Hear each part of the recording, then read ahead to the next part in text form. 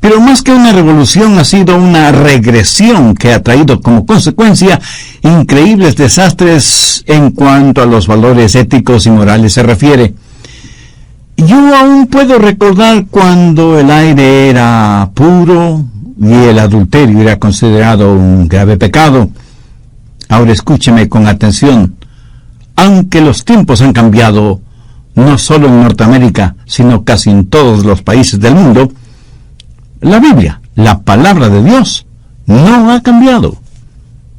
El mensaje de hoy es para ayudar a los padres para que cuiden a sus hijos, para que no sean succionados por los remolinos de la depravación, guiados por una generación adúltera, enloquecida por el dinero, desde las alcantarillas inmorales de Hollywood. El mensaje que quiero compartir con usted ahora es serio, sobrio y necesario, valorando la fidelidad matrimonial. Tenga la bondad de buscar el capítulo 19 del Evangelio de Mateo, y comenzaremos a leer desde el verso 1. Aconteció que cuando Jesús terminó estas palabras, se alejó de Galilea y fue a las regiones de Judea al otro lado del Jordán. Y le siguieron grandes multitudes, y los sanó allí. Entonces vinieron a él los fariseos, tentándole y diciéndole: ¿es lícito al hombre repudiar a su mujer por cualquier causa? Él respondiendo les dijo: ¿no habéis leído que el que los hizo al principio, varón y hembra los hizo? De paso, permítame decir que Jesús creía no solo en que toda la creación era divina, sino también que creía en la separación de los sexos. Veamos ahora lo que Jesús dijo desde el verso 4. Él respondiendo les dijo: ¿no habéis leído que el que los hizo al principio, varón y hembra los hizo? Dijo: por esto el hombre dejará padre y madre y se unirá a su mujer, y los dos serán una sola carne. Así que ya no son dos, sino una sola carne. Por tanto, lo que Dios juntó, no lo separe el hombre. Hay varias cosas que deseo que note al mirar la palabra de Dios para comprender bien el tema de atesorar la fidelidad conyugal. Primero, la provisión para la vida matrimonial. Al principio Dios los creó varón y hembra. Dios ordenó el matrimonio en el jardín del Edén. El matrimonio no está pasado de moda, ni está fuera de contexto, ni se ha desvanecido. El matrimonio no es como una lámpara de aceite, ni como un antiguo carro Ford modelo T. El matrimonio no es algo obsoleto. Piense conmigo por un momento en la provisión que Dios hizo para el matrimonio. Es un plan divino de la creación. Note las palabras de Jesús en el verso 4. ¿No habéis leído que el que los hizo al principio, varón y hembra los hizo? El matrimonio es la primera institución ordenada por Dios. El matrimonio fue ordenado antes que las leyes y antes que la civilización misma. El matrimonio existió antes de que haya un gobierno y aún antes de que hubiera un sistema de adoración y de que existiera la iglesia. La primera institución creada por Dios fue el matrimonio. Y a pesar de los trágicos fracasos en el pasado y en nuestra propia generación, la esperanza, el deseo por el matrimonio, como que nace con cada generación, porque es algo dado por el Dios Todopoderoso. Es algo que Él ha puesto en el corazón y en las mentes y en la estructura social de los seres humanos. En la actualidad tenemos a modernos sociólogos que tratan de borrar esto. De hecho, uno de nuestros jóvenes estudiantes universitarios me entregó una información de un curso de sociología de la universidad en donde él estudia. Y esa información entregada por el profesor de sociología dice, entre otras barbaridades, lo siguiente: la familia es un producto de una determinada sociedad en un tiempo particular de la historia. Y así como la estructura social de la sociedad cambia, así también debe cambiar la forma o estructura de la familia y la función y rol que la familia desempeña en la sociedad. ¿Qué es lo que está diciendo ese pseudo profesor? que la familia solo es un producto de la sociedad, de los tiempos o de la evolución. Pero, mi amigo, el matrimonio no se originó en algún caldo primordial o en algún pantano prehistórico de inmoralidad. El matrimonio fue ordenado por Dios mismo en el jardín del Edén, y Jesús dijo que lo que Dios juntó no lo separe el hombre. La máxima autoridad sobre el matrimonio es Dios, y no ninguna sociedad, por avanzada que se crea, ni ningún hombre, por muy sociólogo que sea. El matrimonio es, pues, el plan de Dios para el hombre y la mujer. ¿Cuál es la prioridad en el matrimonio? El matrimonio es supremo y está por encima de cualquier otro compromiso terrenal. Mire lo que dice el verso 5. Por esto el hombre dejará padre y madre y se unirá a su mujer, y los dos serán una sola carne. Estas son las palabras de Dios mismo.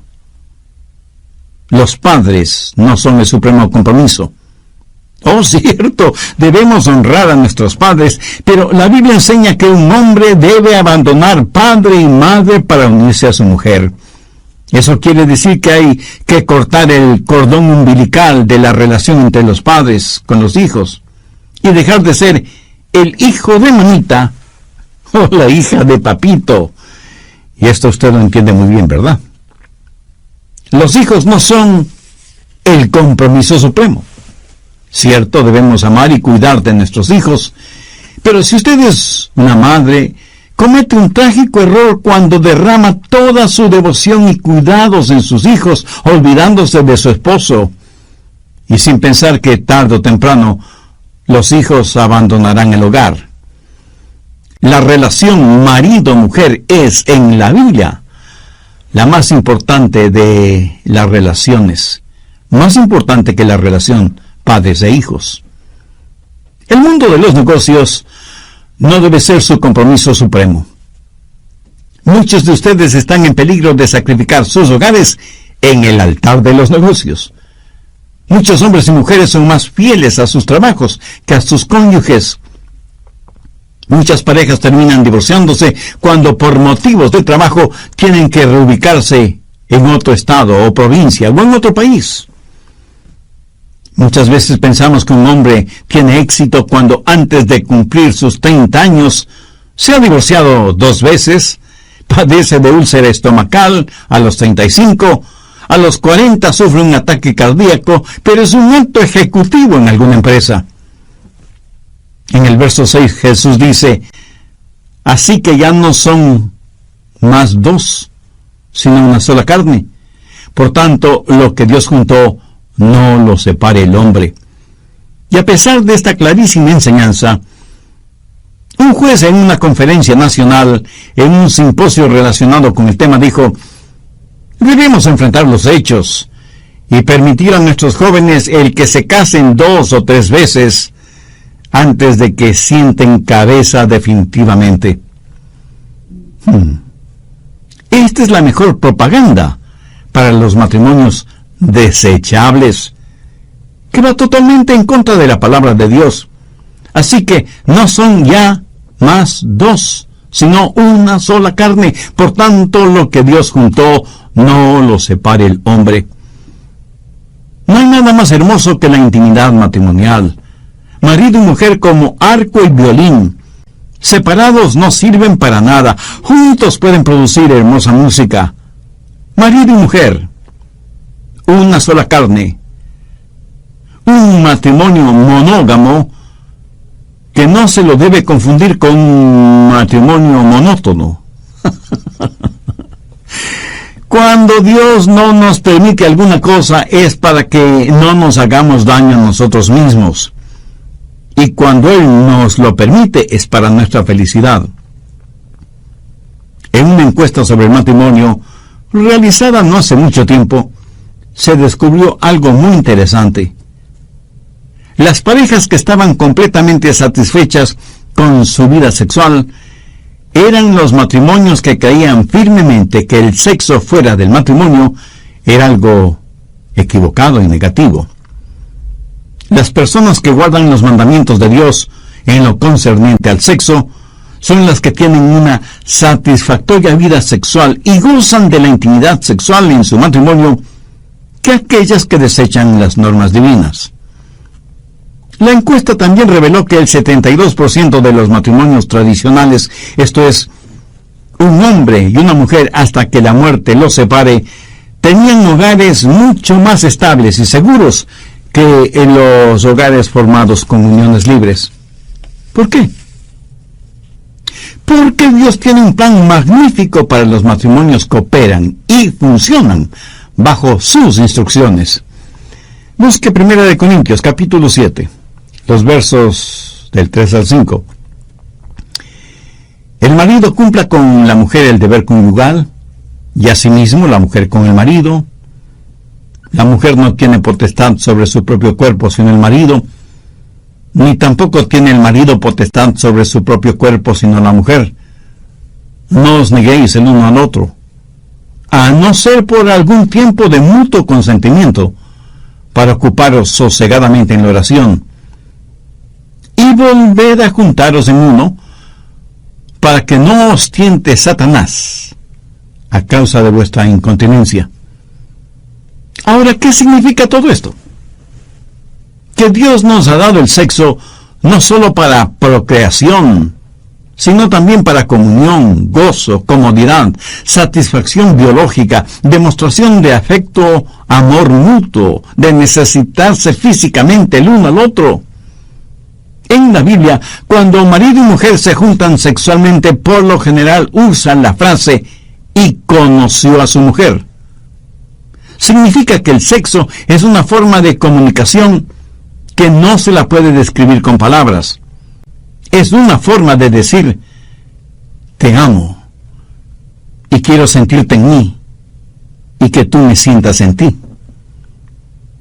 Cuando en sus mandamientos Dios dijo que no se debe cometer adulterio y que hay que huir de la fornicación, no es que Dios está tratando de impedirle el usar algo que Él mismo creó, sino que trata de protegerlo para que sepa apreciarlo.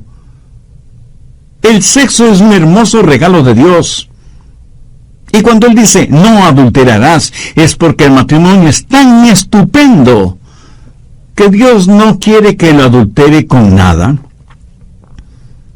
Si usted tuviera una pintura original de Rembrandt o Miguel Ángel o Van Gogh, estoy seguro que no la tendría exhibiéndola en las paredes de su oficina o de su sala, sino que la tendría bien asegurada en la bóveda de algún banco.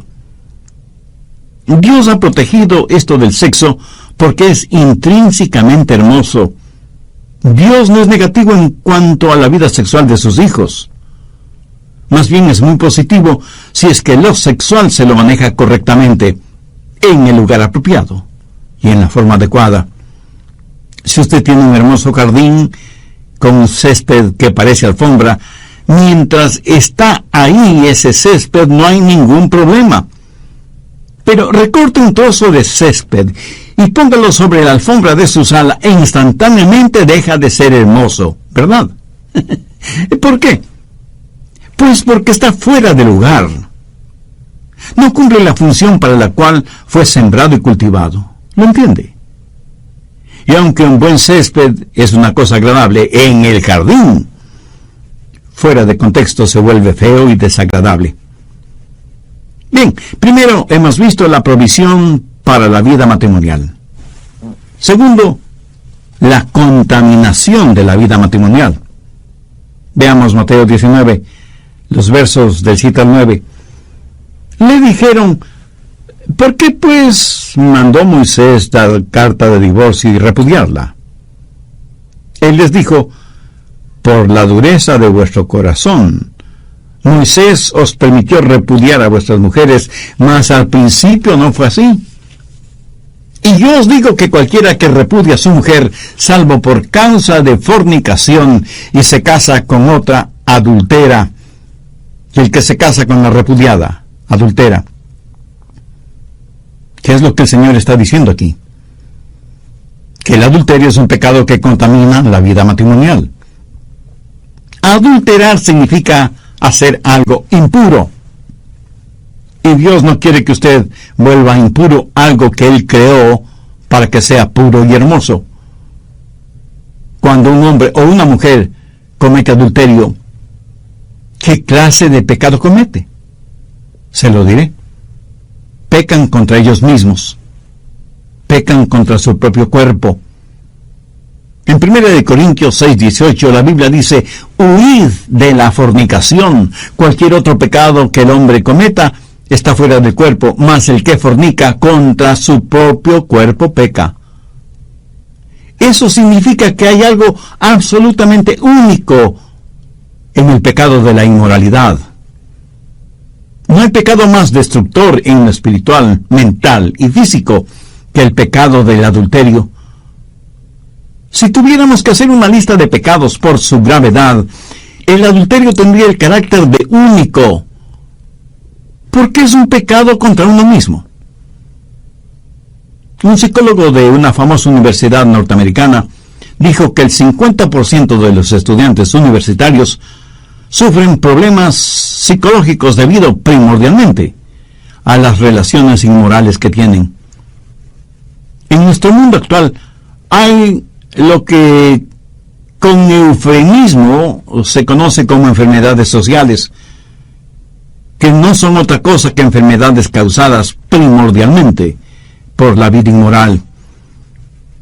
Y nos preguntamos, ¿qué se podrá hacer contra el SIDA o las otras enfermedades venéreas que existen? Pero nadie hace caso de la palabra de Dios, lo que Dios dice en su palabra. Nadie quiere obedecer lo que la Biblia dice al respecto. Pero todos hablan acerca de la práctica del sexo seguro. Lo paradójico es que Dios nunca vio el sexo como algo peligroso. El plan de Dios siempre incluyó el sexo sagrado, no el sexo seguro. Usted puede sembrar cardos y espinas si así lo quiere, pero no se asombre ni se asuste por lo que coseche. Mucha gente pasa de lunes a sábado sembrando hierba mala y el domingo van a la iglesia a orar para que Dios les dé una buena cosecha de trigo o de maíz. En unos casos, en otros, muy pocos piden perdón a Dios por lo que han sembrado. Dios quiere y puede perdonar, pero la tierra siempre le dará abundantemente lo que usted sembró. Todos sabemos que hay una ley inexorable. Se cosecha lo que se siembra y siempre se cosecha más de lo que se siembra. Bien lo dice el refrán popular: siembra vientos y cosecharás tempestades. ¿Qué está sembrando usted en su vida? Si no conoce al Señor Jesucristo como Salvador, le puedo asegurar que está sembrando cardos y espinas, y eso es exactamente lo que cosechará. ¿No le gustaría tener ahora mismo la seguridad del perdón de sus pecados? Si es así, le invito a orar a Dios de la siguiente manera: querido Dios, gracias por haberme permitido mirarme en el espejo de tu palabra. Me reconozco pecador delante de ti. Estoy perdido espiritualmente y necesito la dádiva de tu gracia y misericordia. Señor Jesús, sé que tú eres el Hijo de Dios y que diste tu propia vida en la cruz como sacrificio para pagar el precio de la culpa de mis pecados. Este momento, con toda la fe de la que soy capaz, te recibo en mi corazón como mi Salvador y mi Señor, y te entrego el control de mi vida. Hazme un instrumento útil en tus manos y ayúdame a hacer tu voluntad. Lo pido en tu santo nombre. Amén.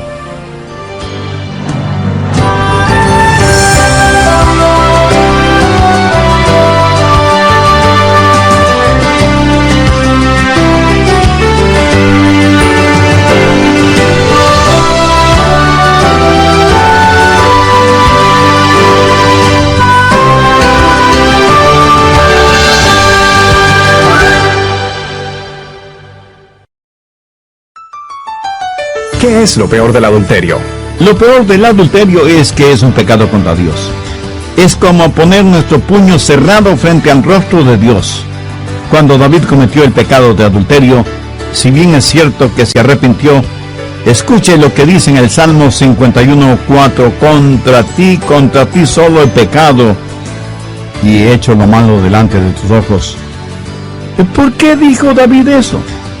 Porque Dios ya lo había dicho sin ningún titubeo en el libro del Éxodo: no cometerás adulterio. El adulterio muestra desprecio y falta de respeto hacia Dios. Este es un tema fuerte. Con todo, se debe predicar porque con una experiencia de adulterio, además de romper la ley de Dios, se quebranta el corazón de un Dios amoroso y santo. De lo que nadie debe tener dudas es que Él juzgará el pecado de adulterio.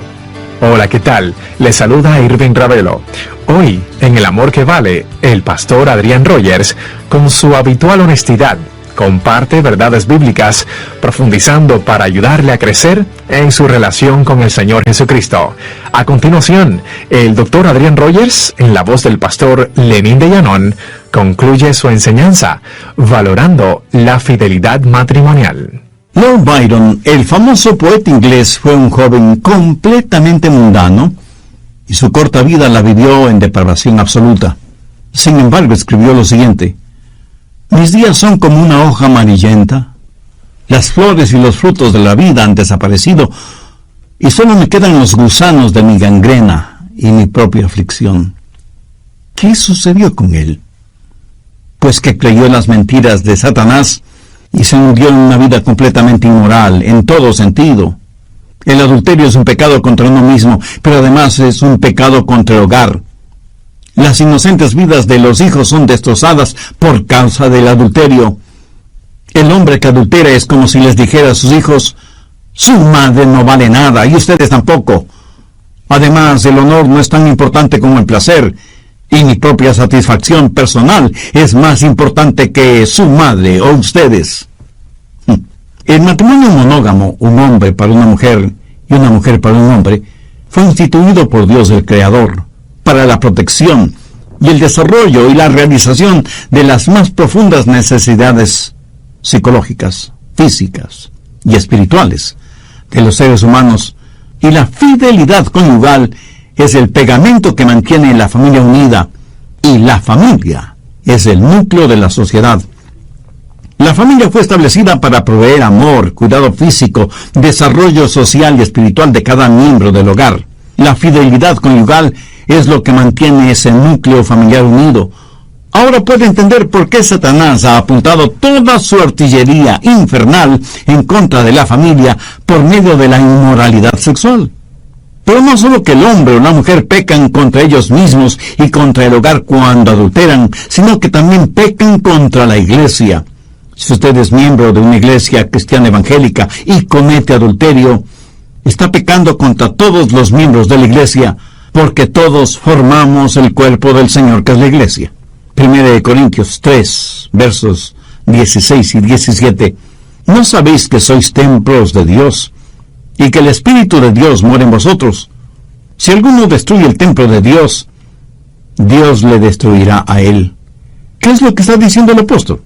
Que estamos en esto juntos.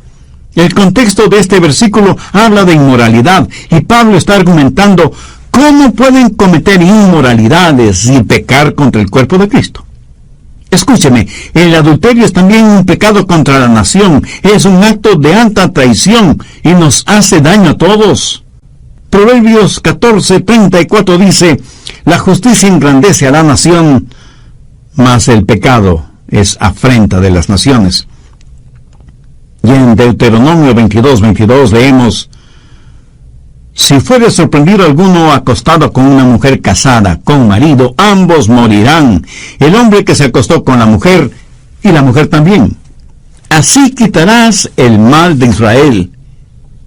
En el Antiguo Testamento y bajo la teocracia, el pecado del adulterio era castigado con la pena capital. Los culpables, hombres y mujeres, debían ser ejecutados. ¿Por qué? Para eliminar el mal, el pecado de Israel. Entre las cosas tontas o necias que muchas veces oímos, escuché la siguiente. Algunas personas dicen: ¿qué tiene que ver el carácter con la habilidad de liderar una nación? Mi amigo, el carácter tiene que ver con todo. Importa el carácter de una persona tanto y en cuanto pueda guiar una nación, o una empresa transnacional, o una iglesia. El adulterio no es adulterio si lo comete el presidente del país, pero sí lo es si lo comete el pastor de una iglesia. El adulterio es disculpable entre los ricos y famosos, pero es intolerable entre los pobres y menesterosos. ¿Qué es lo que nos está pasando? ¿Estamos todos locos? ¿O somos todos tan necios? Si usted sabe algo de historia, habrá notado que fue la inmoralidad la que provocó la caída de grandes imperios. Egipto, Babilonia, Grecia, Roma. Y cuando se escribe el epitafio de nuestra nación o nuestras naciones, a menos que nos arrepintamos, la inmoralidad generalizada será la que destruya nuestros países. Verá, el enemigo de nuestros hogares es el enemigo de nuestra nación. ¿Por qué? Porque la gente que trata lo sexual muy a la ligera, tratará a las otras personas también muy a la ligera. Y así no puede subsistir una sociedad, no puede haber gobierno sin entendimiento y mutuo respeto. Pero lo peor del adulterio es que es un pecado contra Dios. Es como poner nuestro puño cerrado frente al rostro de Dios. Cuando David cometió el pecado de adulterio, si bien es cierto que se arrepintió, escuche lo que dice en el Salmo 51:4. Contra ti solo he pecado y he hecho lo malo delante de tus ojos. ¿Por qué dijo David esto?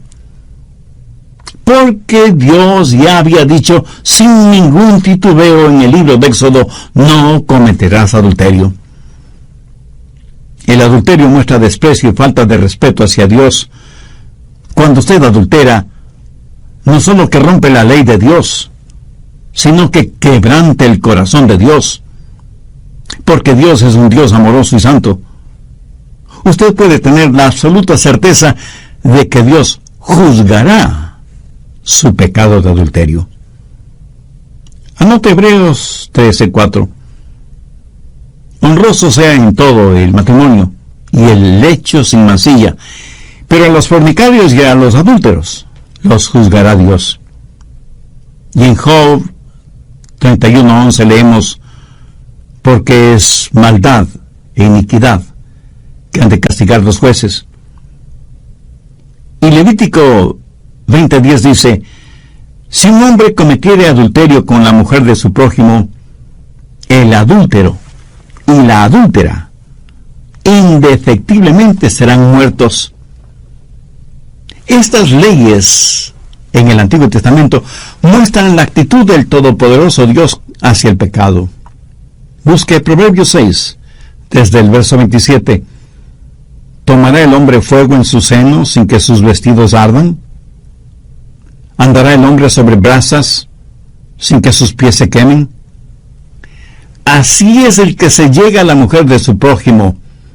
No quedará impune ninguno que la tocare. Ahora, note lo que dice el verso 32. Mas el que comete adulterio es falto de entendimiento, corrompe su alma, el que tal hace. Veamos ahora 1 Corintios 6:9. ¿No sabéis que los injustos no heredarán el reino de Dios? No erréis, ni los fornicarios, ni los idólatras, ni los adúlteros, ni los afeminados, ni los que se echan con varón, heredarán el reino de Dios. Dios dice, si ese es tu estilo de vida, no pienses en llegar al cielo, a menos que te arrepientas de tus pecados. Efesios 5:5.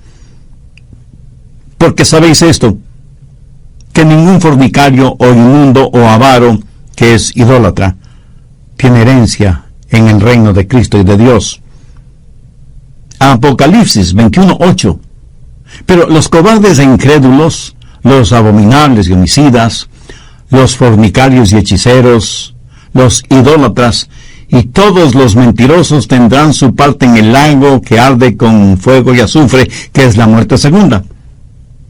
Si usted vive en adulterio y no le pasa absolutamente nada, no es porque Dios esté aprobando su pecado, sino porque usted todavía no ha sido juzgado. Busque Romanos 2:5. Pero por tu dureza y por tu corazón no arrepentido, atesoras para ti mismo ira para el día de la ira y de la revelación del justo juicio de Dios. El día de la ira de Dios todavía no ha llegado, pero llegará, se lo aseguro. Ese día llegará. Tercero, la preservación de la vida matrimonial.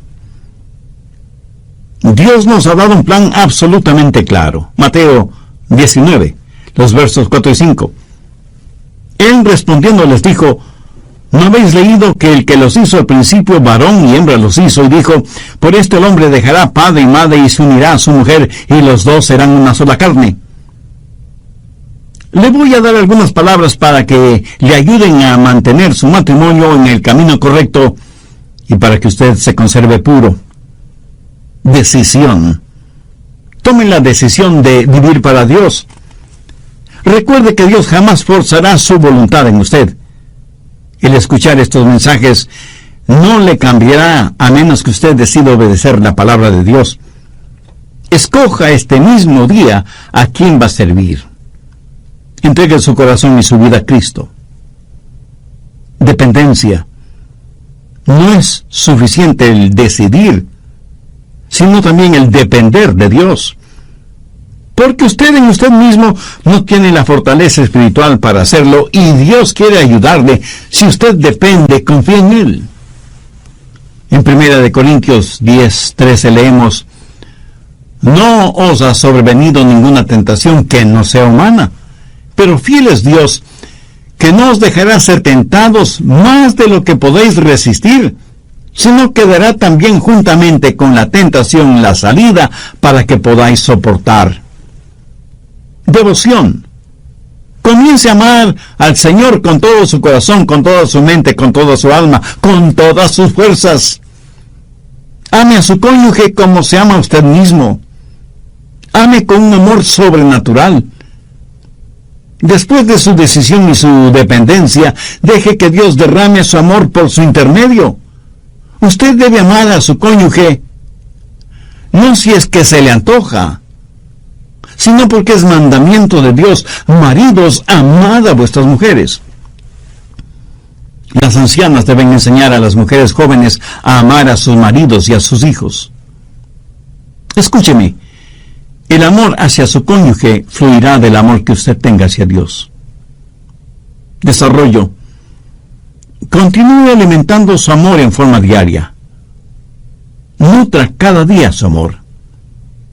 El amor no es como un diamante exquisito que usted tiene y lo contempla y admira su belleza y lo exhibe de vez en cuando, pero que la mayor parte del tiempo lo tiene bien guardado. El amor es algo que crece. Es más como una flor que necesita ser nutrida, cuidada, cultivada, protegida, y cuya belleza total se desarrolla durante toda una vida. Hombres casados coquetean todavía con sus esposas. No lo haga con otras mujeres, pero sí con su esposa. Mantenga su carácter romántico durante toda su vida. Nunca llame a ninguna otra mujer con adjetivos calificativos que solo deben ser dedicados a su esposa. Expresiones como corazoncito, mi negrita, mi gordita, mi flaquita, terroncito de azúcar o lo que sea, deben ser expresiones que usted se las dice a su esposa y no a ninguna otra mujer. Disciplina. 27 veces en el Nuevo Testamento se nos dice que debemos huir de la fornicación, que evitemos las malas compañías, que no leamos o miremos basura. Permítame preguntarle, ¿comería usted basura? Por supuesto que no. Entonces, ¿por qué poner basura en su mente? ¿Por qué convertir a su corazón en un basurero, aceptando la basura de todo el mundo?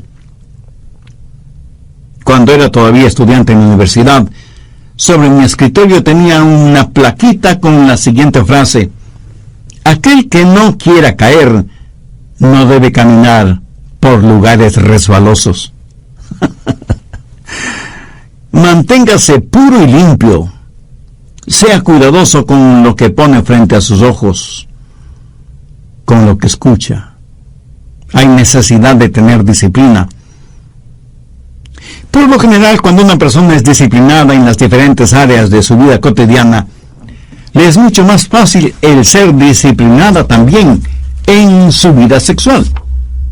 Determinación. Y quiero decir, decídase de una vez por todas. Escuche lo que dijo Job. Hice un pacto con mis ojos. ¿Cómo pues había yo de mirar una virgen? Y el rey David exclamó: pronto está mi corazón, oh Dios. Mi corazón está dispuesto. Determine en su corazón y en su mente de una vez por todas tener una vida sexualmente pura. Cuando ha tomado esa determinación, no tiene que batallar cuando está solo en una habitación de hotel acerca de lo que va a mirar en la televisión. ¿Por qué? Porque usted de antemano ya ha tomado una determinación y, por así decirlo, esa gran decisión que hizo le ayudará en un sinnúmero de decisiones pequeñas. Pero no lo podrá hacer si antes no ha tomado una determinación. Pronto está mi corazón, oh Dios. Mi corazón está dispuesto. Y le puedo asegurar que bien vale la pena hacer esto. Y tal vez algunos de quienes están escuchando este programa me digan: el pastor Rogers hubiera deseado escuchar este mensaje unos cuantos años atrás. Mis amigos, recuerden que Dios es un Dios de gracia, es un Dios de perdón. Cuando el apóstol Pablo, escribiendo a los creyentes en Corinto, les dijo: ni los fornicarios, ni los idólatras, ni los adúlteros, ni los afeminados, ni los que se echan con varones, ni los ladrones, ni los avaros, ni los borrachos, ni los maldicientes, ni los estafadores heredarán el reino de Dios. Inmediatamente añade una frase muy importante: y esto erais algunos. ¿No me conmueve esa frase? Y esto erais algunos. El apóstol Juan en su primera epístola dice: si confesamos nuestros pecados, Él es fiel y justo para perdonar nuestros pecados y limpiarnos de toda maldad. Note que dice que nos limpia de toda maldad. Y lo que Dios ha limpiado, ningún hombre puede llamarlo sucio. Una de mis historias bíblicas favoritas es la de la mujer sorprendida en adulterio.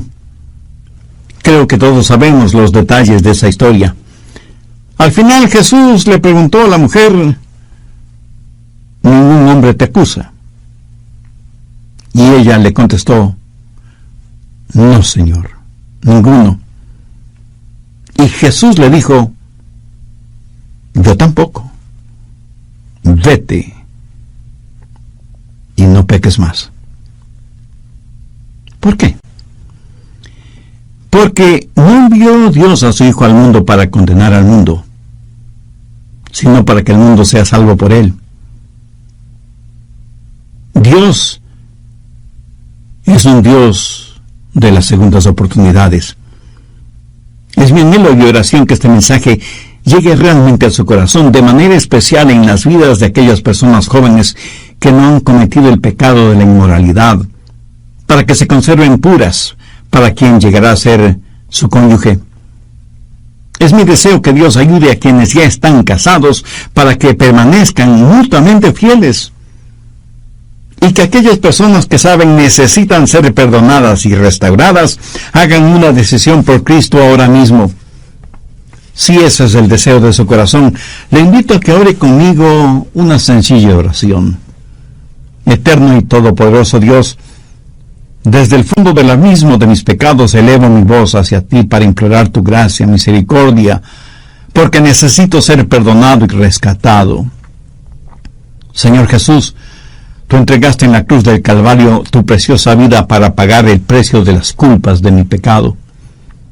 Te agradezco profundamente el que me ames de esa manera. Por eso quiero invitarte a que vengas a morar en mi corazón ahora mismo y seas mi Salvador y mi Señor. Te entrego el control total de mi vida y te ruego me ayudes a ser la clase de persona que tú quieres que sea. Dame la fuerza para nunca avergonzarme de ti o de tu palabra. Y úsame como instrumento útil en tus manos. Lo pido en tu santo nombre. Amén.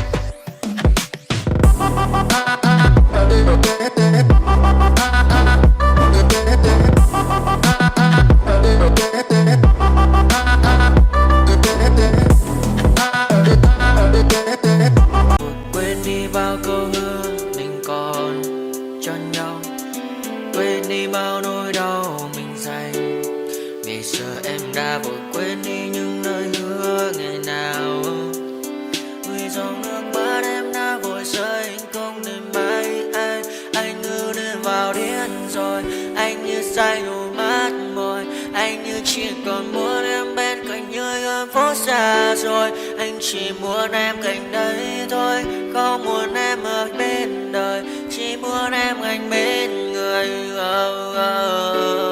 Người đã gỡ bước đi xa trong cơn mưa chiều vội vã, người đã bước quên anh khi cơn mưa qua gần vội vã. Em đã quên rồi mai sau đây không má về, chẳng còn lại gì nhưng em bao nước mắt rơi. Em khiến con tim như trôi vai trong chiều thu đầy nắng, em khiến con tim như tan mưa trong chiều thu mát màng.